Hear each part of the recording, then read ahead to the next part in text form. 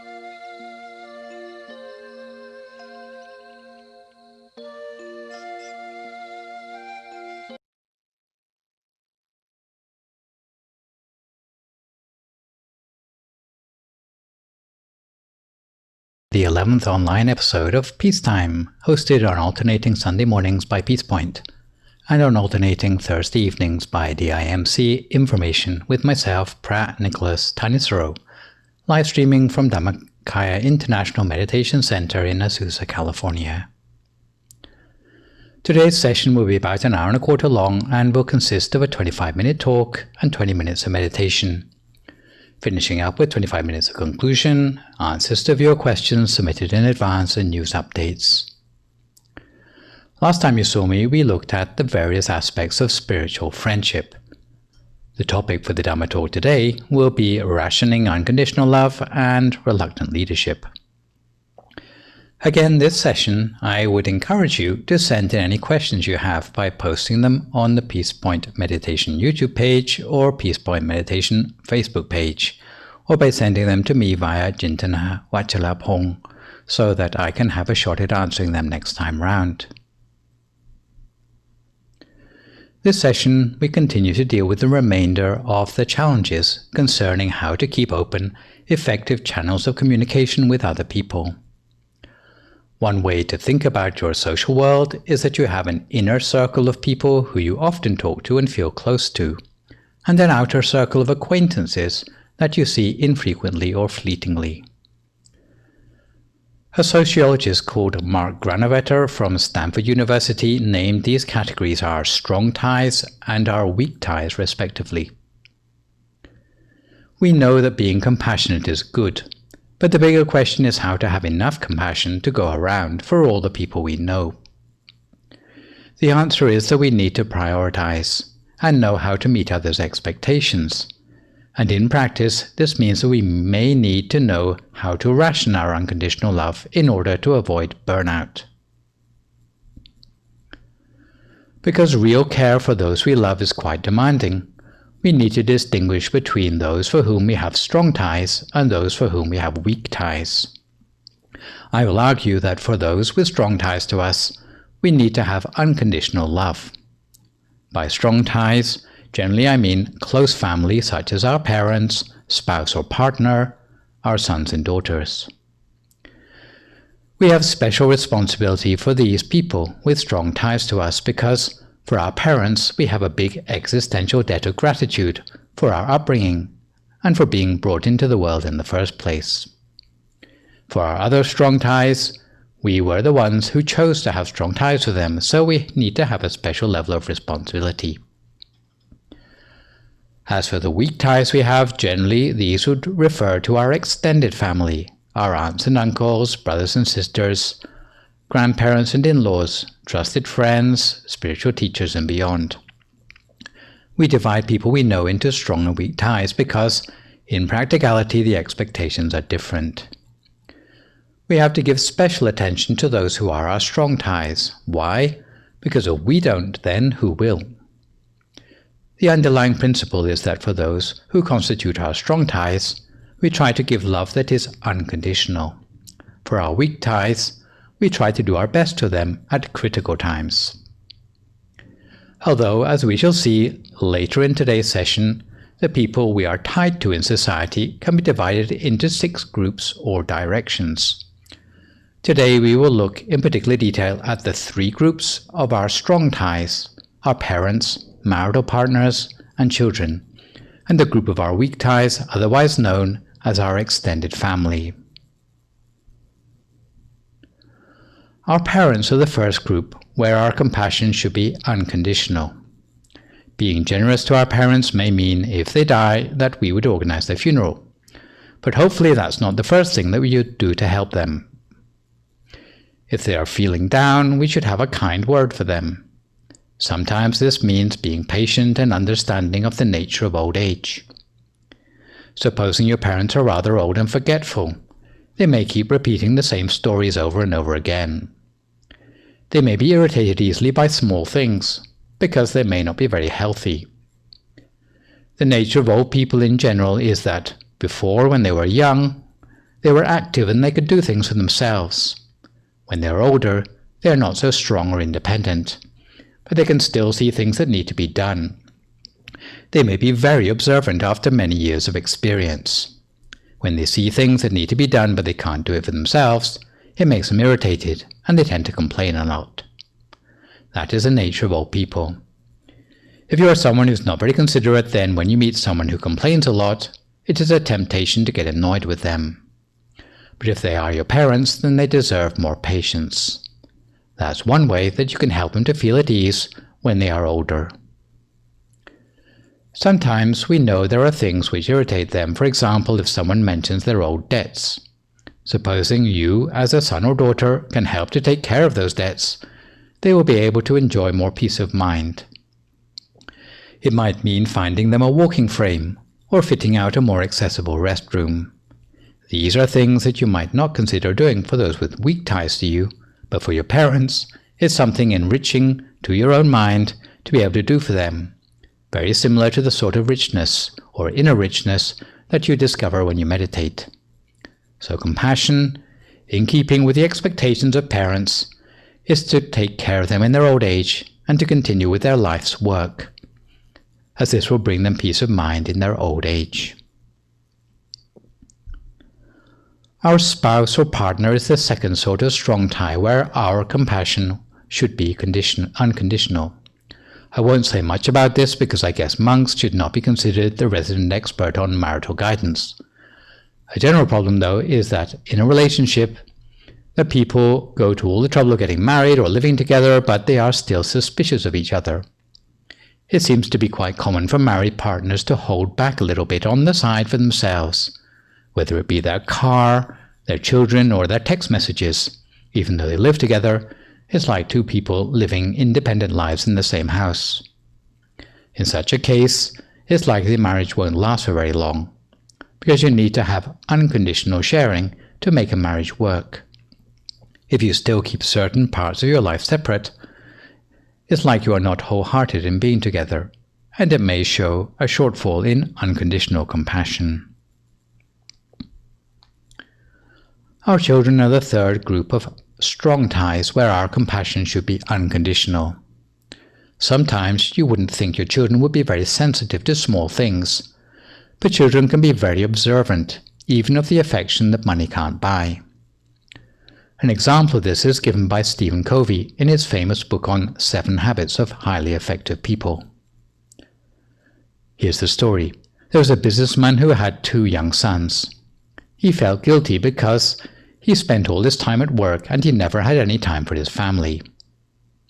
Out of guilt, he would set aside 1 evening a month to take the kids out to do everything they wanted, and to assuage the resentment that kids felt about never seeing their father. He would take them to McDonald's, and to trampolining, and to the movies. For 1 evening they would get to do everything they wanted. The 2 sons were quite young, and by the end of the evening they were exhausted. Halfway through the movie, the youngest son curled up in the cinema seat and fell asleep.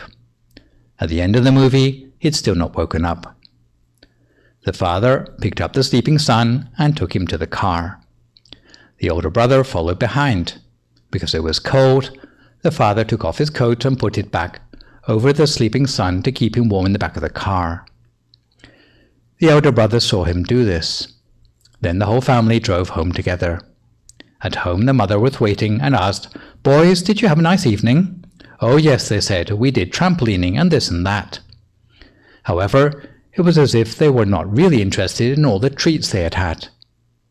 Moreover, the elder son had a puzzled expression on his face when he asked his father, "But what I really want to know is, if I fell asleep during the movie and you had to put me in the back of the car, would you also put your coat over me to keep me warm?" After all the attention and money that was spent on the kids during that evening, it turned out that the thing that mattered to them the most was the one small gesture by the father that showed that he really cared about his children. This is the nature again of what it means to be unconditional. Sometimes it may be a small or inexpensive gesture, but it shows sincerity in the heart of the doer. This is the real core of the strength of the relationship which you have with another person, especially if they are amongst your strong ties. So you appreciate that for parents, spouse, partner or children, that it has to be a relationship of special quality if it's going to work. Up to this point we have been considering our strong ties. However, for every 10 people for whom we have strong ties, there will be 100 with weak ties to us, whether it be our uncles and aunts, brothers and sisters, cousins, nieces and nephews, friends, colleagues and acquaintances. We can still help them, but probably we wouldn't help them with the same intensity as our strong ties. We would help them when we can. Maybe not every time, but if we have the time to help them, then we should help them, especially on one-off occasions that are critical to that person. For example, if they have a funeral in the family, or if they are leaving home for the first time. There will be something special that you can do for them. For our weak ties, we cannot manage to keep them unconditionally all the time, but at certain times in those people's lives when they cannot look after themselves, we should be quick to step in and offer help. Even when welfare can contribute something in times of social need, it cannot contribute everything. When we are healthy, when we can get around by ourselves, we tend to think that we will always be like this. But there are some times in our lives when we lose our independence. For example, when we're children, pregnant, sick or in our old age, all are times when we lose our independence because of our physical needs. Nonetheless, to save us from burnout, such help needs to be conditional. Just as we will have needs, others have times of vulnerability too. We should do our best for the people at the critical times that arise due to crisis, whether it be natural disasters or financial meltdown, or the times in their lives that mark rites of passage, like baby showers, funerals, or leaving home. When practicing compassion, we have to start with those who are closest to us. If everyone were to do that, then no one in society would be left behind. However, we need to be able to distinguish between weak and strong ties in our practice of compassion. To give an illustration of the trouble you can get in, if you fail to distinguish between conditional and unconditional compassion, imagine the following scenario. Supposing one Sunday afternoon you're washing the car in your driveway. Your neighbor comes rushing out of their house with their daughter in tow and tries to start their car, but the engine will not start. After scratching their head for a while, the neighbor notices you and says, "Could I ask a big favor? I need to take my daughter to a piano lesson, but my car won't start. Would you mind being the one to drive her to her piano lesson today?" So, being a kindly neighbor, you agree to their request and drive the daughter to the piano lesson. And when the lesson is finished, you drive the daughter back again. Then, the following Sunday, even though the neighbor has had their car fixed, they notice that you're washing your car in the driveway again and ask, "Hey, you know how you drove my daughter to a piano lesson last week? She really enjoyed that. Would you mind taking her again?" So you think, to say no would make me look bad. So you allow yourself to get roped in to driving the daughter to the piano lesson again. This continues to happen every Sunday after that, until one Sunday, uncharacteristically, you have something important of your own to do on a Sunday afternoon apart from washing the car. So, When your neighbor turns up in the driveway with their daughter, you are obligated to say, "No, it's not convenient for me today." At this point, the neighbor looks genuinely offended, like you are a bad person who thinks of nobody but themselves. You end up asking yourself, "Hey, what did I do wrong that helping out someone every Sunday has ended up making me look like a bad person?" If it were you, what would you do differently to prevent your good intentions backfiring? The solution is, from the very beginning, when you're going out of your way to help someone who is one of your weak ties, is to say something to make very clear that your unconditional help is a one-off. Maybe on that first day you can say to them, "I'll take your daughter in my car," but at the same time you need to qualify your offer by saying, "I can take your daughter this week, but I can't promise that I can do it every week," before they ask it or assume it. You are still being compassionate, but you've drawn a clear line. You have your conditions attached. It is being realistic about the limits of your compassion. It's not being stingy. It doesn't affect the quality of your relationship, but it's saying how much and no further. It makes it clear that your priority is to those who are your nearest and dearest, especially for a certain type of people in the world who have problems respecting other people's boundaries. However, if you have more ability and more resources and time, maybe the number of your strong and weak ties can be extended. Some people adopt extra children. Some people look after the neighbors as well as they look after their family. Why not, if you're up for it? However, it is not obligatory. If it is beyond your capability, then maybe you have to be realistic about how much you can manage to give. It is not saying that you are not lacking in generosity, but it's saying that you do what you can for the weak ties with the energy you have left after caring for your strong ties. The quality of how you help your parents, husband, wife, or children is such that even if you need something for yourself, for example a plate of food, you would go hungry for the sake of someone else in your family, rather than letting them go without. Even if you need it yourself, you would still give it to them instead. That's what we mean by unconditional. For your weak ties, though, if you have something left over, perhaps half of the plate of food after you have already had enough to eat, only then would you give it to them. You have to take care of yourself and your nearest and dearest first. If you can do this, it will keep up the quality of the relationship with other people. It's not being stingy, but it's being realistic.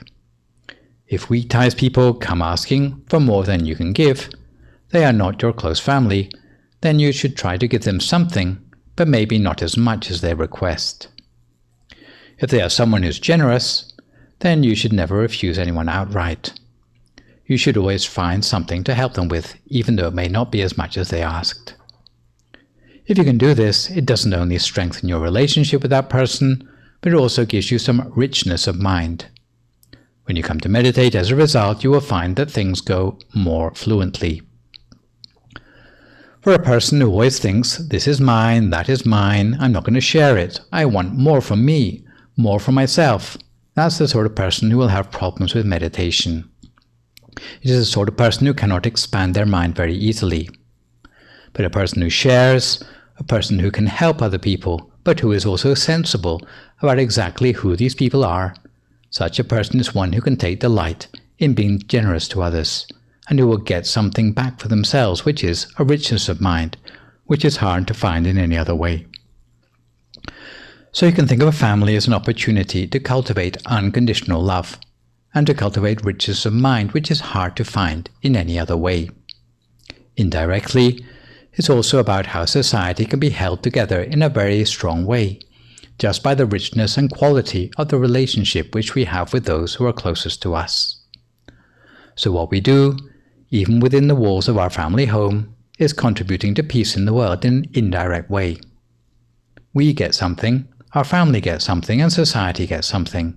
In the end, it always comes back to the quality of mind. When we throw a stone in the pond, and there are ripples which spread outward in ever-expanding circles until they reach the edge of the pond, it's the same when you come to develop yourself. It has consequences which change things in a positive way, not just to yourself, but to those all around you as well.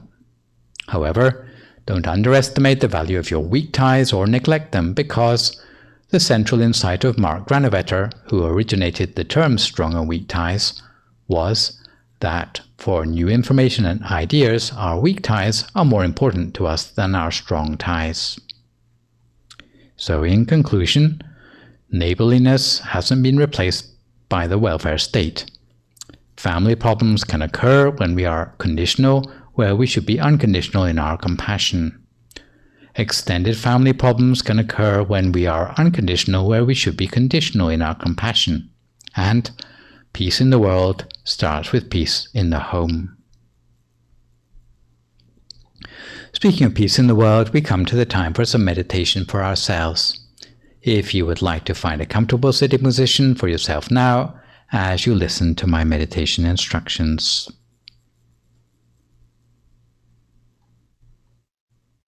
I'd like to invite you all to find a comfortable position for yourself in meditation.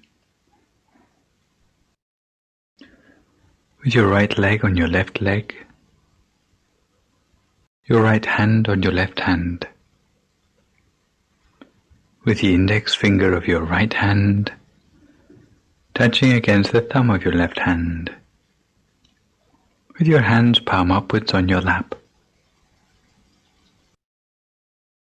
Or you can adopt any other looser variation of this position, which helps you to feel more comfortable for your meditation.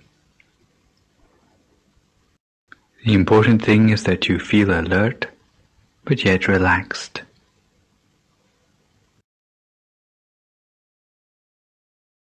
You should adjust your body so that your breathing and your circulation are completely natural.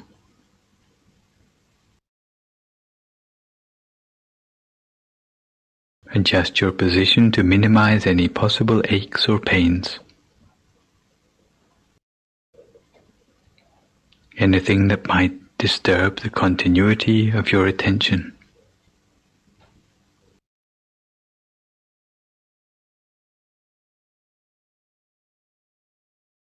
And relax every muscle of your body.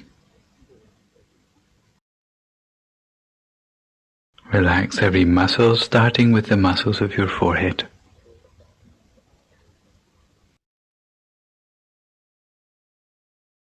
Your eyebrows, your eyelids, and take special care to make sure that your eyes are only very gently closed.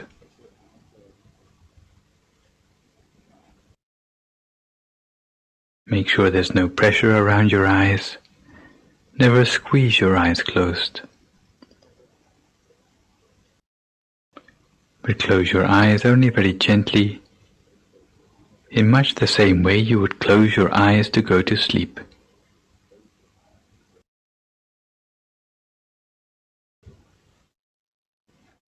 And relax the muscles of your face, your neck, both shoulders, both arms down to the tips of your fingers. Relax them all completely.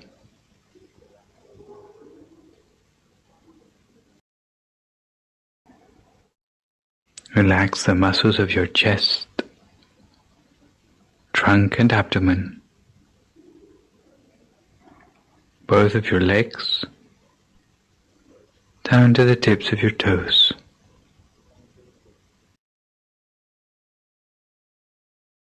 So that all the way from the top of your head to the tips of your toes, there's no remaining part of your body with any stress or tension anymore.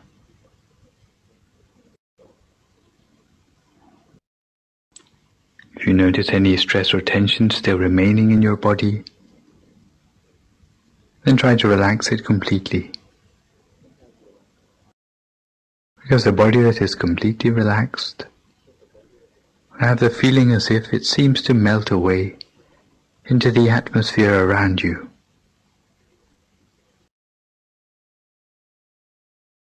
You have no further worries about your body anymore. so that you can turn your attention to relaxing the mind.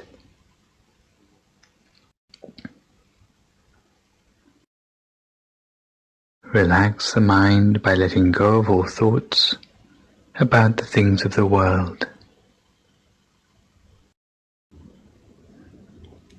For a few moments, put aside all worries and concerns about your everyday life.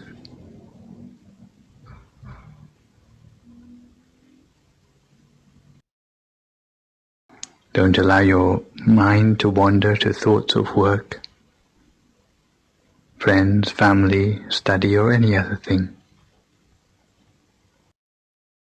But keep your mind on the task in hand. The task of training the mind, while filling your mind with thoughts of happiness and joy. Fill your thoughts with happiness and joy, as if your mind was completely filled with tiny particles of happiness and joy. Filling your mind so full that there's no room left in your mind for anything else.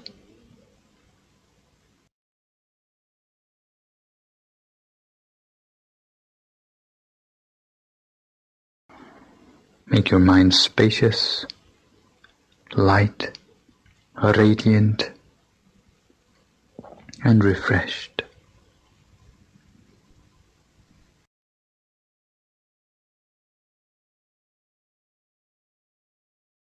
And such a mind is one which is ready and waiting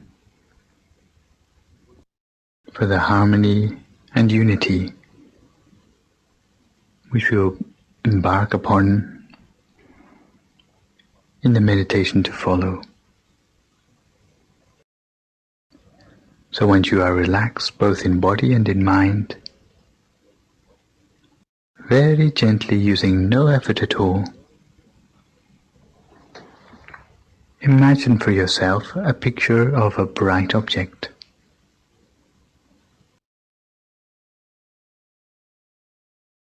A picture of a bright object such as a shining sun, a shining full moon, or a star, or a crystal ball, any one of the four which you find easiest to imagine. Imagine a picture of that bright object, as if that object is floating in front of your face. A shining sun, a full moon, a star, or a shining crystal ball, as if it is floating in front of your face.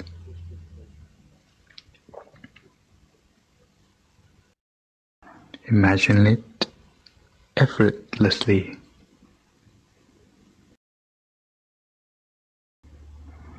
And reduce the object of your choice in size until it is only 1 centimeter in diameter,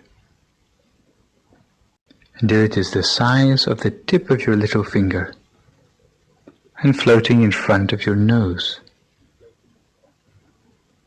in front of the left nostril for women and in front of the right nostril for gentlemen, floating in front of your nose at a point we call the first base of the mind.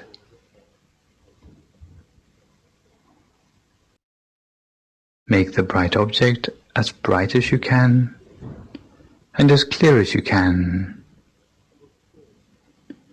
while in your mind repeating to yourself the sound of the mantra Samma Arahang, Samma Arahang, Samma Arahang 3 times. And then move this shining bright object slowly but smoothly inside your nostril, inside the left nostril for women and inside the right nostril for men. Moving slowly inside your nostril until it reaches a point inside your nose, just next to the corner of the eye. And here it stops at a point we call the second base of the mind. Here the object stops still.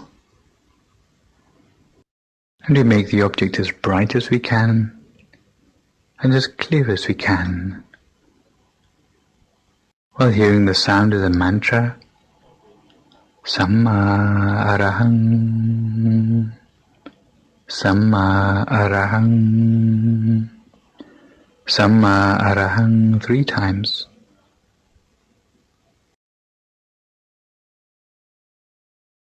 And then the bright object moves slowly backwards inside our head, backwards on a horizontal plane until it comes to a point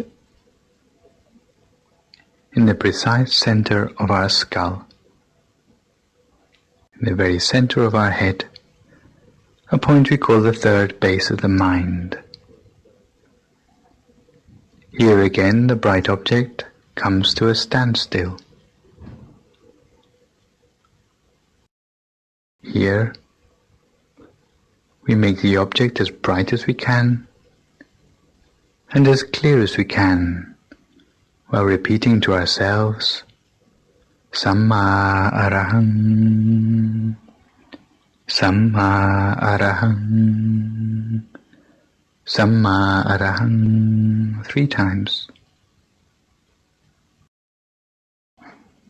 And now the bright object is moving gently downwards, downwards from the center of your head, directly downwards until it comes to a point at the roof of your mouth, a point we call the fourth base of the mind. Here the bright object comes to a standstill.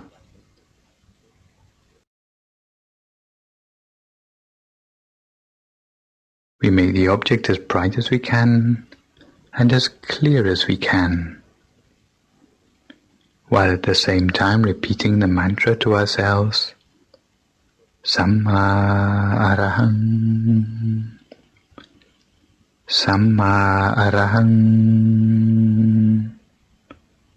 Samma Arahang 3 times.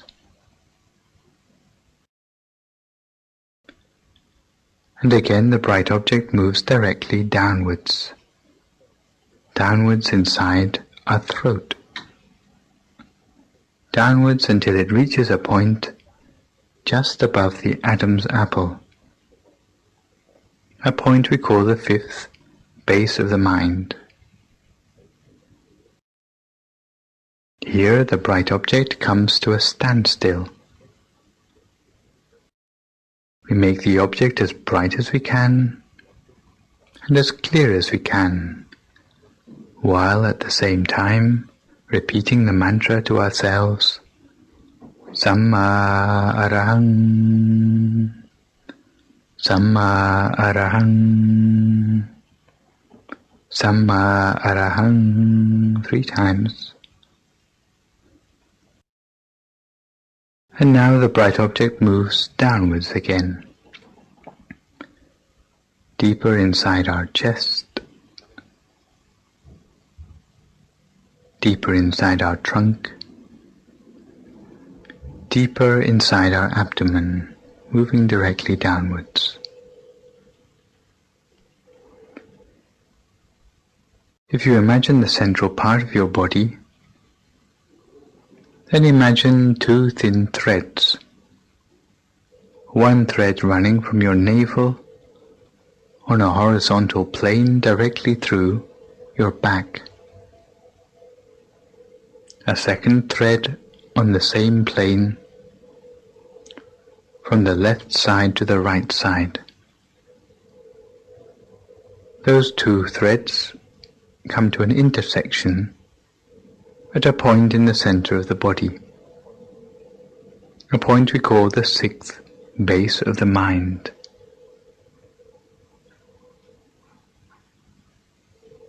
Now we move our bright object downwards until it comes to this intersection of the two threads, at a point in the center of our stomach.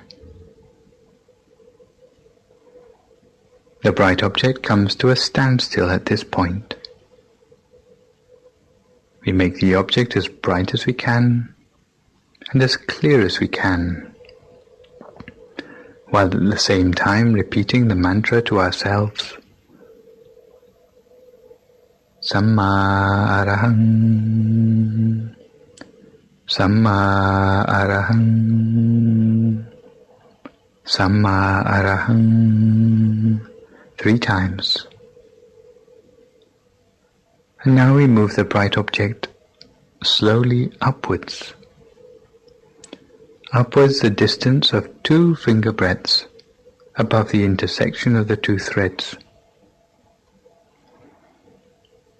2 finger breadths above the intersection of the 2 threads, to a point we call the 7th base of the mind.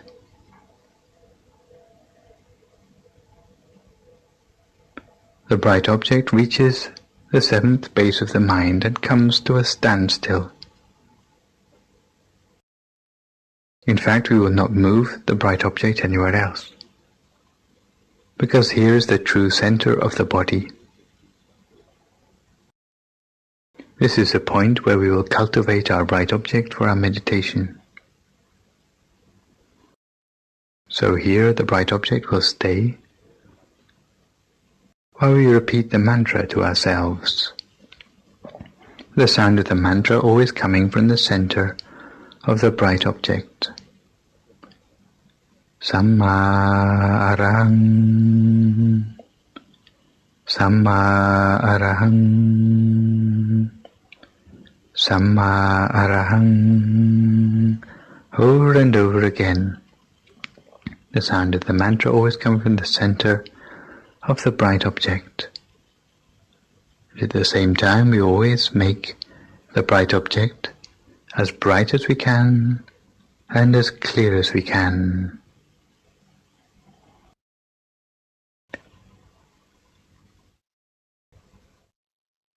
And as we observe the bright object, what we will find is that the images in the mind become gradually clearer. Also, the feelings in the mind will become gradually clearer to us. But the strange thing is that the number of thoughts in the mind will become gradually less. As we concentrate on the bright object and our mantra, the number of thoughts will become gradually less. Less and less until the mind can come to a standstill at the center of the body. So cultivate the mind in this way with your bright object and with the mantra. In the beginning you may find that the mind has a tendency to wander, sometimes wandering to the sounds around you, to the thoughts in your head, or the sensations in your body. But don't feel disappointed if the mind should wander at this stage.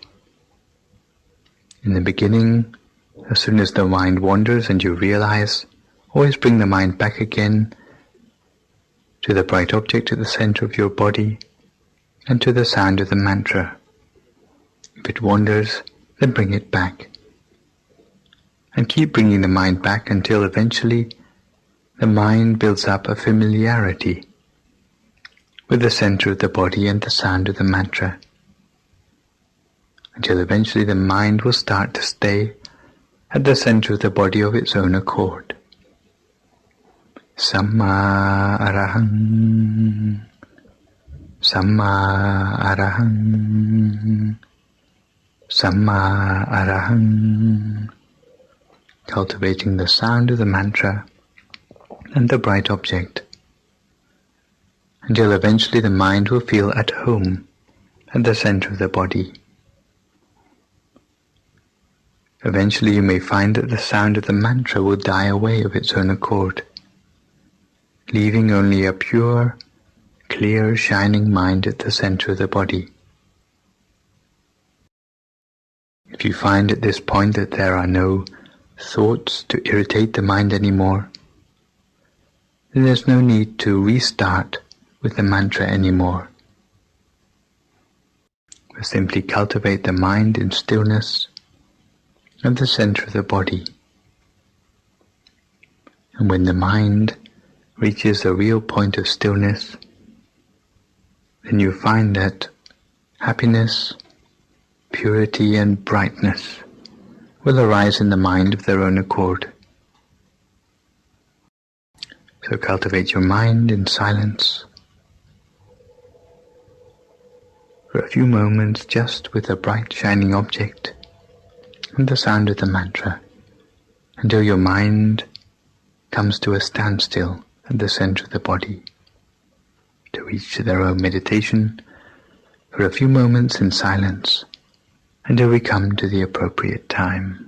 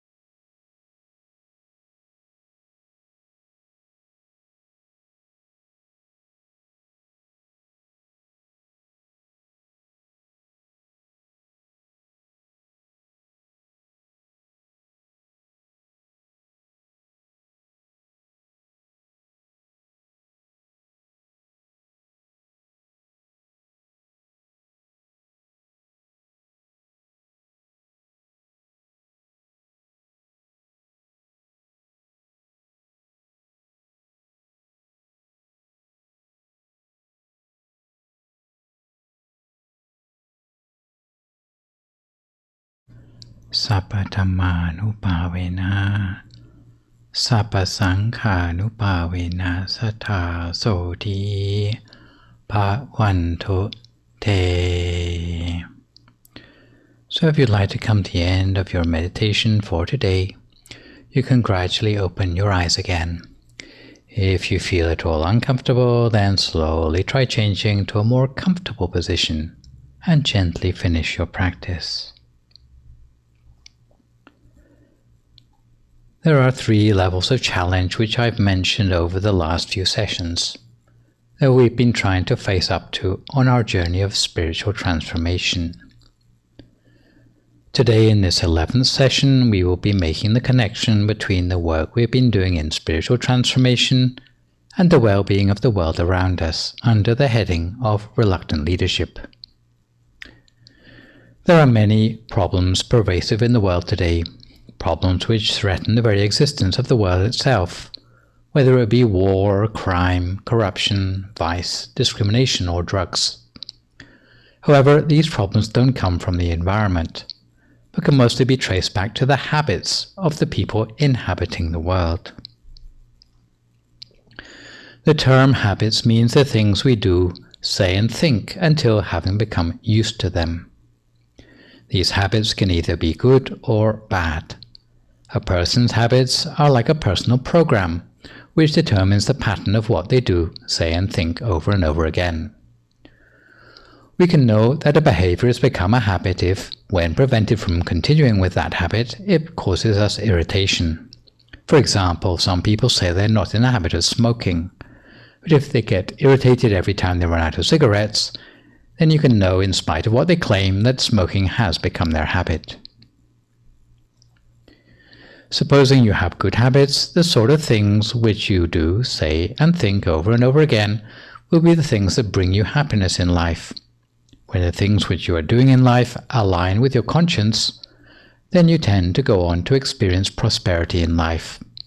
However, if you have bad habits, the sort of things which you do, say, and think over and over again will be the things that bring you disappointment and suffering in life. In the end, because of the accumulation of suffering in life, your life will spiral towards deterioration and decay. Force of habit dictates whether our life is going to go on to prosperity or disaster. Thus, even if a person does not have a great deal of knowledge, if they have good habits, they can go on to prosperity in life. On the other hand, even if a person has a lot of knowledge, but they don't have good habits, then they will not have a bright future. This is not to underestimate the power of knowledge, but we have to see that knowledge is in fact just a tool of our habits. A third feature of habits is actually quite an encouraging one, because it helps us to see that not because of fate or destiny that do we experience happiness or suffering in life, but it is very much in our own hands, because it depends instead on what our habits are like. If our habits are our personal program, then we are also the programmer ourselves. There's a cartoon circulated widely in the United Nations where there was once a vote on change. When the speaker asks who wants change, the audience members enthusiastically raised their hands. In the second panel, though, the speaker refined their question and this time asked who wants to change. This time the audience members look at the ground, demurring. The moral of the story is that although it's never easy to change ourselves, but through a proper understanding of our habits, it is a project which is within the realm of possibility. The habits of people who live together in groups on the level of family, society, or country add up to dictate the collective prosperity or deterioration of that community. Thus, if we want to change society or humanity for the better, we have to transform the habits of members of that society for the better, starting with our own. The most important habit is being responsible. When we're talking about responsibility, in fact, we can talk about it on 3 levels of description: our own sense of human dignity, responsibility for the human dignity of others, and responsibility for human dignity as part of a fair economic system. Responsibility for human dignity on a personal level means being responsible for preserving our own sense of human dignity or humanity, rather than behaving like a savage, by not killing, stealing, cheating on a trusting spouse or partner, and not telling lies. Responsibility for human dignity of others in society means not being biased or partial because of 4 different sorts of prejudice in the mind, which are greed, hatred, ignorance, and fear. Responsibility for fair economics means, although there is nothing wrong with looking for comfort and convenience in our lives, but it is wrong to seek convenience at the expense of others. And in this respect, there are 6 particular forms of activity which undermine the fair economics of society, which include consuming alcohol and intoxicants, roaming the streets at unseemly hours, which is a euphemism for supporting the sex trade, addiction to entertainment, gambling, bad company, and laziness, and the livelihoods that support them. Sometimes these 3 categories of responsibility together are known as 14 forms of unwholesome habits, 4 defilements of action, 4 forms of bias, and 6 roads to ruin. Strategies for instilling responsibility and virtue in people's hearts comes as a 3-stage plan for the short, medium, and long term. A short-term solution, because the majority of people are self-centered and have no time to listen to long explanations of the danger of lacking responsibility in the 3 ways mentioned earlier, needs to start with the laying down of clear rules and regulations to prohibit the 14 irresponsible behaviors. The medium-term solution works more in terms of education. In this respect, we mean explaining the harm and benefits of having or lacking the 14 types of responsibility. Importantly, before you can educate other people, you have to educate yourself first, to increase your own sense of responsibility for human dignity. You have to cultivate all 14 sorts of responsibility until they become your habits, and only then can you consider being an example to the rest of the world. The way to gain the qualities of a role model is to study these items of responsibility on 3 levels: right understanding of the responsibility, making the responsibility habitual, and ensuring the same responsibilities brush off on the people around us. We need to start by building up a right understanding of the item of responsibility. By understanding, we mean that we have to ask and answer 3 questions about that item of responsibility, namely what they are, by knowing the concept and definition, why, the purpose of a particular behavior which is either prohibited or advocated, and how they can be put into practice in everyday life. So why, what, and how. Secondly, we need to make that responsibility habitual. For as long as a responsibility is only known or memorized or talked about, it is still not doing you any major favors. You have to practice the responsibility until it becomes your habit, and only then will it bring you some benefit. Finally, for the sake of society, we need to train up the people around us to have responsible habits. This means reaching out into society to make a network of virtue extending to the whole of the world, so that the network of troublemakers will gradually recede. Long-term solutions mean to develop the fabric of society based on the logic of the 6 directions found in the Buddhist Sigalovada Sutta. If a person can live up to their duties in each of the 6 directions, it will bring out a full sense of responsibility in that person. In many places it's misunderstood that the nuclear family is the basic building block of a harmonious society. If the family were the fundamental unit of society, then if the family were happy, everyone in society would be happy too. But in reality, that is an oversimplification. If a rich family is happy but neglects the welfare of their employees, then that is hardly a happy society. By the system of the 6 directions, we put ourselves at the center of a social network that represents the minimum of functional contacts we have with 6 other social groups in society that affect our development of good habits. 6 directions means the 6 social groups that directly affect the formation of our habits. The first group is our own parents. The second influential group is our academic teachers. The third group is our spouse or partner. The fourth group is our friends, the group we looked at in detail in our previous session. The fifth group is our subordinates or employees. The sixth group is our spiritual mentors or teachers. Within these 6 groupings, we see that there are a total of 5 different social institutions that affects us. The first and third groups represent the family institution. The second group represents the educational establishment. The fifth group represents our working environment. The fourth group represents our socializing in general. The sixth group represents the spiritual establishment. Just by talking about the 6 directions, in fact, you may be referring to hundreds, possibly thousands of people who have a direct effect on your spiritual well-being. These 6 directions have to cooperate with one another. If that 100 or 1,000 people work together in harmony, each looking after their own duties, that society will go on to prosper in the long term. And the experience of our temple organization is that home, school and temple are the most accessible arbiters of the upgrading of good habits long term in society. The 6 directions model is the basis of a plan which can be used to reform the whole of society for the better. All that's required is that those people in each of the 6 directions realize and take responsibility for their duties. We can model the 6 directions as a sort of cube. This cube or hexagon has combined with the 3 levels of responsibility explained earlier.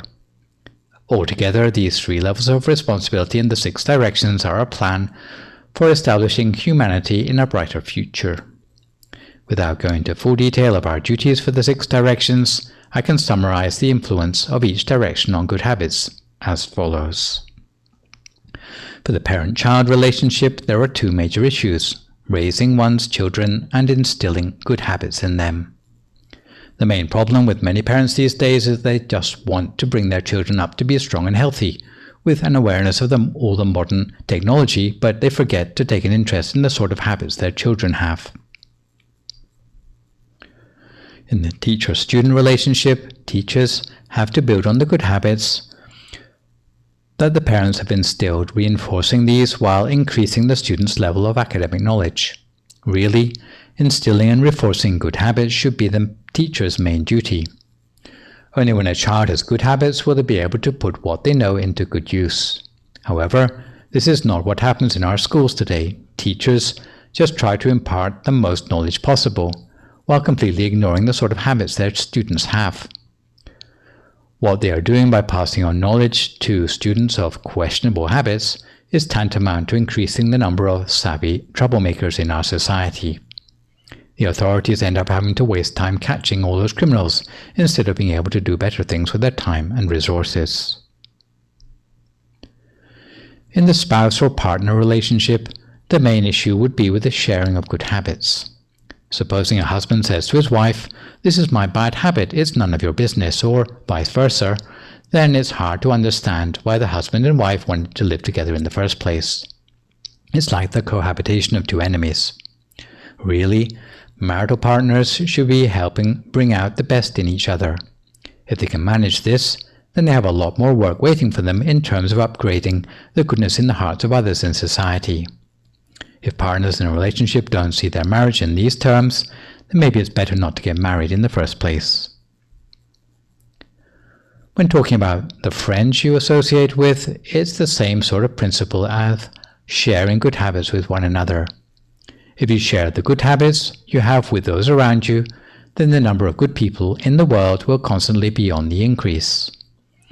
And if your friends find themselves in difficulty, of course, you should lend them a helping hand. In the workplace, it should be also about sharing the goodness we have with others. Supposing laborers or employees are already struggling to get by in life without much time for virtue, but if they don't have the support of their employer to become interested in these things and upgrade themselves and their view of the world, they will not manage to make any sort of spiritual progress in their lives.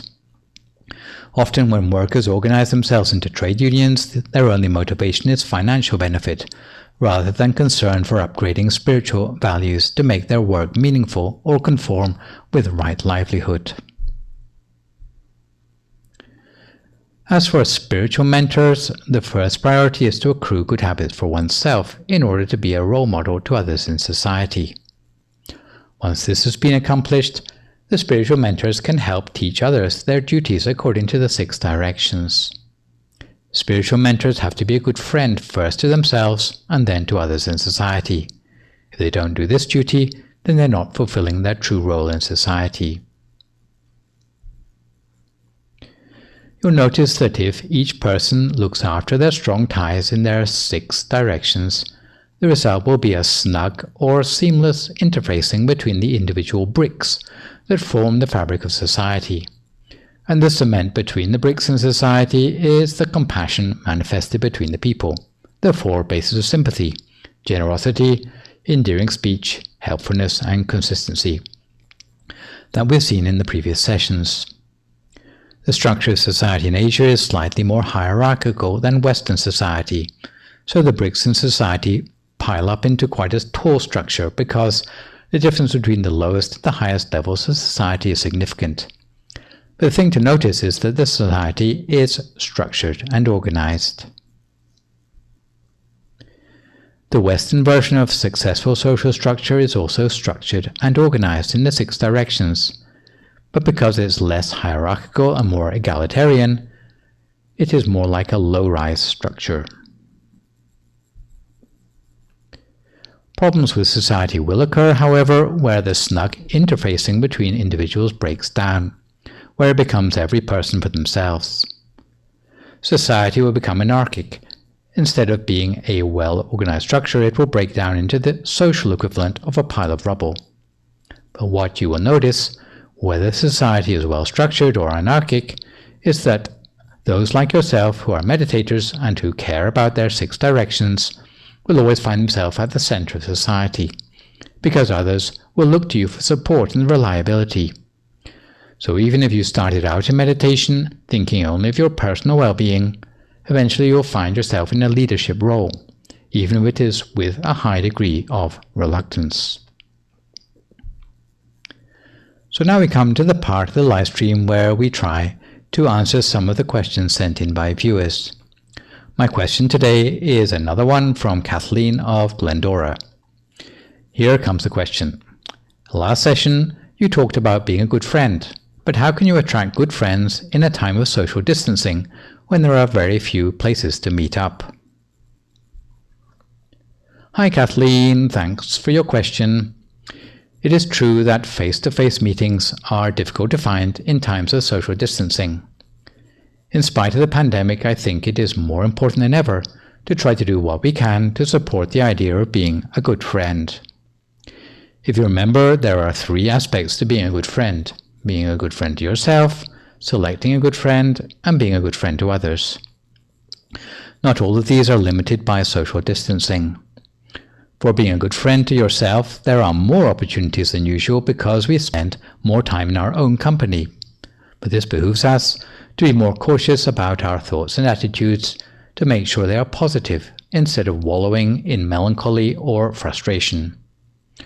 As for letting others be a good friend to us, try to join as many online and offline temple activities as you can to boost your level of inspiration by being with like-minded folks. Even seeing like-minded meditators at the Saturday morning alms offering in the temple front garden is good for the soul. As for being a good friend to others, we need to try and find ways to cultivate weak-tie relationships in lockdown and beyond. Even under conditions of social distancing, our more distant friends can be important to us. Since we're all curious to see how others are coping, what they're doing, and figuring out how to behave, social media is a useful substitute for weak-tie conversations. We can use it to reach out to people we don't know well, for light but meaningful interactions. We can also engage in more frequent or weak-tie style interactions with our strong ties, checking in to see how people are without engaging them in a full conversation, to let others know you are thinking of them, without asking for a great deal of time, energy, or attention. The important thing with online networking is that we should select only uplifting and positive things to share with other people. If others share trashy or negative things with you, you should not pass these along to others. I hope this answers the question to some extent. In conclusion, social distancing is an obstacle to the process of the good friend, but we can do what we can with what is available to us. So let me finish up with a couple of news updates, one about the upcoming Katina ceremony at the temple and the other my usual PSA about the availability of meditation teaching in English. This year, the abbot at DIMC has set the price of Katina funds at the especially low amount of $100 to make it accessible to all irrespective of their income or lack of it in these times. Of course, if $100 is not enough for you, you can donate several funds at once or maybe dedicate donations in the name of friends or relatives. The Katina funds this year will be put towards the building of the 72nd anniversary meditation building, which I understand is close to obtaining planning permission as we speak. The leader of this year's Katina at DIMC Azusa is Kun Amara Banjongsiri, and she has recently recorded a video where she encouraged all our viewers to share with her in the offering of the Katina merits, in order to set an example to Buddhists and philanthropists the world over in these times of COVID pandemic, because as a community, we have never let obstacles get in the way of our cultivation of good deeds and perfections. It is said that any good deeds that we manage to cultivate in the face of great adversity is always going to make a stronger karmic impression in our mind than good deeds cultivated under normal conditions. The COVID pandemic hopefully doesn't come around too often, so you can see this crisis is an opportunity to add special meaning to the good deeds we normally do. The Katina ceremony coming to Azusa is on October the 18th, is a very special opportunity that will magnify and multiply our merits. And it is a proving ground to see how resolute we are in our practice of generosity. So try to have a part in the upcoming Katina ceremony, even if it's just to donate a single $100 Katina fund, in order to help make a wish on the basis of the merit that the pandemic will be overcome soon. I should warn everyone in advance, since the 100-person public gathering rule for the state of California will probably still be in place on October the 18th, It will probably only be selected participants who can attend the ceremony in person on that day, so don't get your hopes up for the usual mass gathering on that day. Apart from Katina, the temple continues to be reliant on its weekly COVID Silver Lining Fund for food, medicine, and utilities to keep the temple community going. Convenient ways to make a donation, whether it's Katina or the COVID Silver Lining Fund. Donation are mailing checks to the temple address or by making a bank transfer. Online transfers can also be made by Venmo or Zelle. The special merits arising for those practicing generosity in these times of adversity are that you will have a life free of obstacles and danger, you will gain mastery of all forms of knowledge, prosper in your duties, have special insight into Dharma teachings, attain purity with ease, breaking free of the defilements in the mind. You will gain wealth on worldly, spiritual, and transcendental levels, allowing you to pursue perfections with ease, all the way to the attainment of the utmost Dharma. The whole temple would like to rejoice in your merits on this occasion. Meditation is particularly valuable in this COVID era to help us cope with the dysphoria of the new normal. And in this respect, here at the temple, although there are no face-to-face teaching sessions for the interim, you can access Dhamma teachings at the YouTube channel called Peace Point Meditation, or the Facebook page of Peace Point Meditation, either live on Thursday evenings and Sunday mornings or on demand after the event. Peace breaks are broadcast every evening between 7 and 8 p.m. from Friday to Wednesday. For the benefit of families listening in, there's also a special show for children in English called Shining Stars that goes out between 7:30 and 8 p.m. every Monday evening with bedtime stories and meditation short enough to keep the attention of the younger listeners. And outside the live streams and the on-demand programming, there's also the MindGem app, which you can download for free, allowing you to listen to meditation and Dharma talks in English on your cell phone, even when you are offline. So, this session we've looked at the topic of rationing, unconditional love, and reluctant leadership. For my next session online with you, which will, fingers crossed, be a week on Sunday morning and a week on Thursday evening, we will be moving on to look at the subject of the nature of emotions in the mind. For good measure, I'd like to remind viewers again, even better than posting thank you or great talk or sadhu, which are encouraging, you can move to the next level and try posting a few questions, and I'll do my best to answer these on my next session. In the meantime, try to stay healthy, avoid recklessness, speak only positive words, and maintain a positive mood. Forgive others, extend good wishes to others, and meditate daily. Try to apply compassion appropriately to strong or weak ties in your life, by understanding habits in the context of the 6 directions to become more of a leader of wholesome in